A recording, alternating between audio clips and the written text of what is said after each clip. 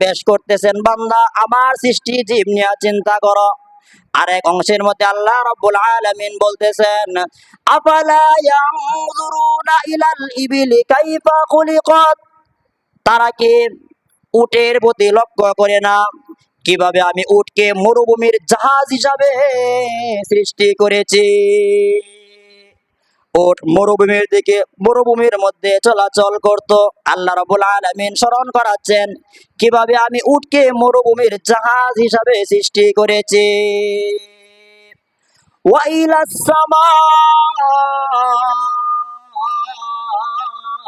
কাইফা রুফিআত, তারা কি আসমানের প্রতি দৃষ্টি করে না কিভাবে আমি আসমানকে খুঁটি ছাড়া উত্তোলন করেছি।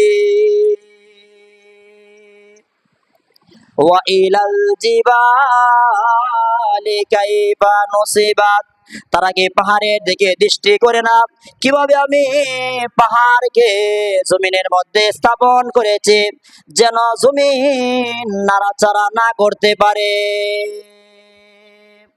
ওয়া ইলাল আরদি কাইফা সুতিআত, তারা কি জমিনের দিকে দৃষ্টিপাত করে না কিভাবে আমি জমিনকে সমতল ভাবে বিছিয়ে দিয়েছি যেন মানুষ শান্তিতে চলাচল করতে পারে।